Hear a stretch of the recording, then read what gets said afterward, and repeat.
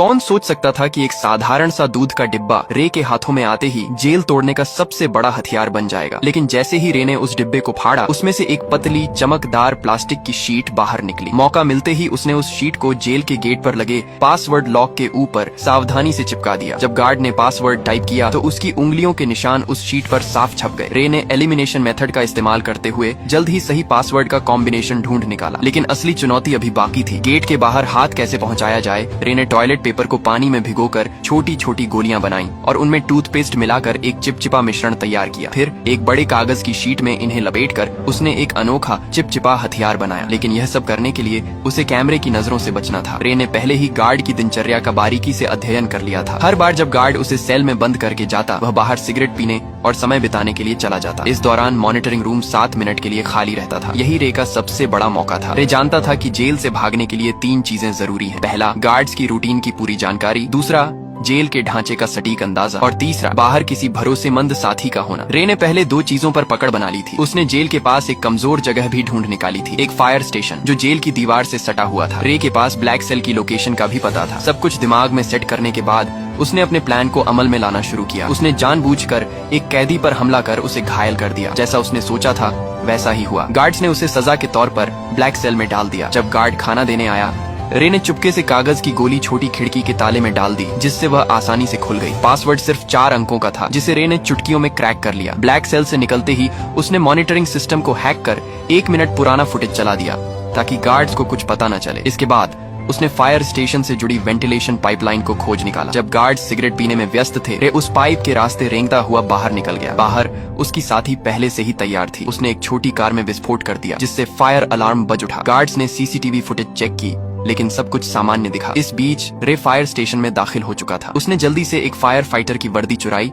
और fire truck के नीचे छुप गया। अफरा तफरी का फायदा उठाकर वह ट्रक के साथ घटना स्थल तक पहुंचा और वहां से अपनी साथी की गाड़ी में बैठकर साफ बच निकला। ये रे की 14वीं जेल ब्रेक थी, जहां यह खुलासा होता है कि वह कोई नॉर्मल अपराधी नहीं था। उसका असली काम जेलों की सिक्योरिटी सिस्टम को टेस्ट करना था। असल में वह एक सिक्योरिटी कंपनी का ओनर था, जिसकी वजह से वह नकली कैदी बनकर जेलों में घुसता और अपनी काबिलियत से बाहर निकलकर यह प्रूफ करता था कि जेल की सिक्योरिटी सिस्टम में सुधार की जरूरत है या नहीं। वह इतनी जेलों से भाग चुका था कि लोग कहने लगे कि यह बंदा किसी भी जेल को एस्केप कर सकता है। एक दिन सीआईए के लोग उसके पास आए और कहा कि उसे एक बहुत कड़ी और खुफिया जेल में जाना होगा, जिसका नाम या लोकेशन किसी को बताने का आर्डर नहीं था। ये मिशन बहुत खतरनाक था। बावजूद इसके रे मान गया, क्योंकि उसे लाखों डॉलर का यह ऑफर वर्थ हिट लगा। कौन जानता था कि पैसा सच में इंसान से कुछ भी करवा सकता है। उन्होंने रे को एक नई पहचान और एक सीक्रेट एग्जिट कोड दिया, जिसका इस्तेमाल वह अगर कुछ गलत हो तो भागने के लिए कर सकता था। जाने से पहले उन्होंने उसके शरीर में एक ट्रैकिंग डिवाइस भी लगाया। जल्दी ही वह दिन आ गया जब उसे जानबूझकर अरेस्ट होना था, लेकिन अचानक कुछ लोगों ने उसे अगवा कर लिया और इलेक्ट्रिक शॉक दे दिया। इससे पहले कि उसे कुछ समझ आता, उन्होंने उसके हाथ से ट्रैकिंग डिवाइस को निकाल दिया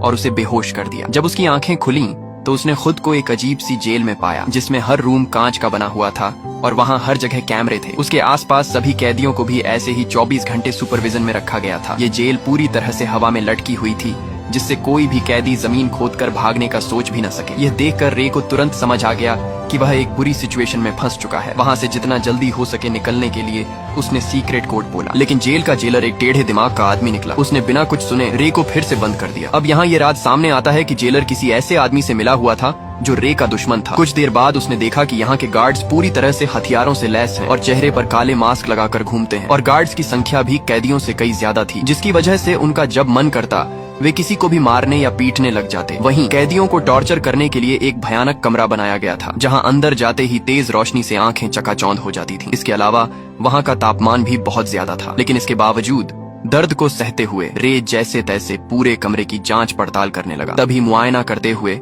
उसकी नजर फर्श पर स्टील प्लेट से जुड़ी कील पर पड़ी। उसी मोमेंट उसके दिमाग में एक आइडिया आया। बाहर निकलने के बाद उसने प्लान बनाना शुरू कर दिया। अब जेल से बाहर निकलने के लिए उसे किसी की सख्त जरूरत थी। जैसे ही उसने अपनी पहचान बनानी शुरू की, तभी टाइसन नाम का एक आदमी उससे दोस्ती करने आ गया। उसकी आंखों में अलग ही चमक थी। उसने सीधे पूछा, क्या चाहिए तुझे? रे ने भी कुछ नहीं छुपाया और सीधा कहा, मुझे एक चमकदार आयरन शीट चाहिए जो रोशनी को रिफ्लेक्ट करे, और अगर तुम मुझे यह लाकर देते हो तो हमारी दोस्ती पक्की समझो। इस पर टाइसन भी राजी हो गया। इसके बाद वह सीधा जेलर के पास पहुंच गया और उसे उल्टा सीधा कहने लगा, जिससे टेढ़े दिमाग का जेलर गुस्से में आकर उसे वाटर टॉर्चर देने लगा। हालांकि इसी बीच टाइसन ने चालाकी से उस कमरे का ड्रेन कवर निकाल लिया। काफी मार खाने के बाद उसने वह कवर रे के हवाले कर दिया। रे को लगा, वाह, ये आदमी तो काफी शातिर खिलाड़ी निकला। टाइसन से इम्प्रेस होकर उसने अपनी असली पहचान बता दी कि मैं एक जेल ब्रेकर हूँ। इसी के साथ उसने अपना एनालिसिस भी बताया कि इस जेल का स्ट्रक्चर वर्टिकल है, जिसका मतलब यह जेल अंडरग्राउंड में बनाई गई है। दरअसल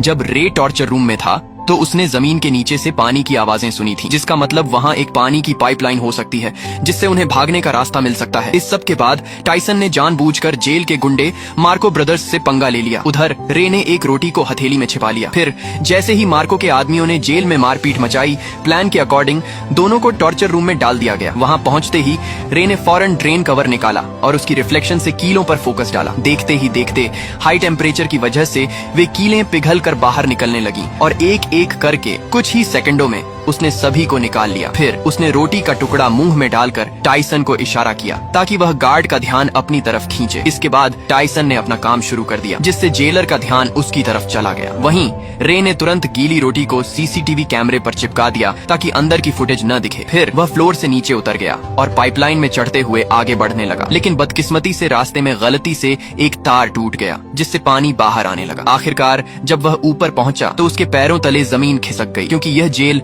जमीन के नीचे नहीं बल्कि समुद्र के बीचों बीच पानी की एक विशालकाय शिप में थी, जहां से भाग पाना नामुमकिन था। इस बीच पानी लीक होकर जेल के अंदर भरने लगा, जिसकी वजह से टॉर्चर रूम के कैदियों को रिहा कर दिया गया। खुशकिस्मती से रे गार्ड्स की नजरों से छिपकर समय पर वापस आकर बच गया। हालांकि दूसरी ओर एक नई मुसीबत उसका इंतजार कर रही थी। दरअसल जेलर को फर्श पर छोड़ी गई कीलें मिल गईं, जिससे वह समझ गया कि रे ने जेल तोड़ने की कोशिश की है। उसके बाद उसने फौरन एक आदमी को कॉल लगाया, जहां यह राज खुला कि रे को इस जेल में फंसाने वाला कोई और नहीं बल्कि उसका बिजनेस पार्टनर लेस्टर निकला, जिसने कंपनी के लालच में आकर यह साजिश रची थी। अब अगले दिन किसे पता था कि रे के ऊपर टॉर्चर के बादल मंडराने लगेंगे। जब जब वह सोने की कोशिश करता, गार्ड्स उसे जगा देते और इसका फायदा उठाकर वह उसे खूब मारते पीटते भी थे। ऐसे ही कई दिन बीत गए। रे पूरा दिन बेहोशी और थकान में रहता। आखिरकार उसकी हालत देखकर गार्ड्स उसे रोज मेडिकल रूम ले जाने लगे। कितने जख्म, कितनी दर्दनाक यादें, कितनी टूटी उम्मीदें, फिर भी वह अपनी लड़ाई लड़ता रहा। डॉक्टर भी उसे देखकर दंग हो जाता था। कुछ दिनों के बाद टॉर्चर का सिलसिला खत्म हो गया और उसने फिर से प्लान बनाना शुरू कर दिया। दरअसल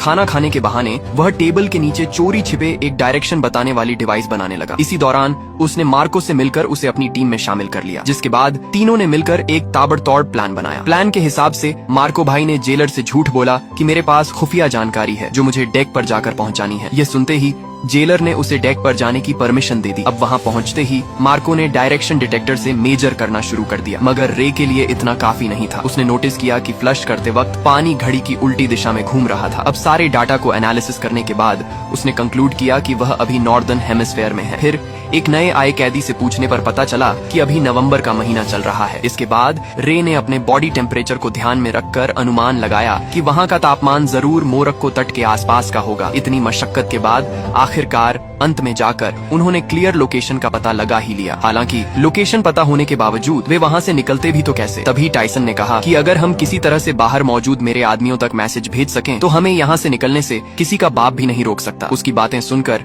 रे को लगा कि इस जेल का डॉक्टर शायद उसकी मदद कर सकता है। उसके बाद उन्होंने एक प्लान बनाया जिसके अकॉर्डिंग टाइसन ने जानबूझकर रे पर हमला कर दिया, जिससे वह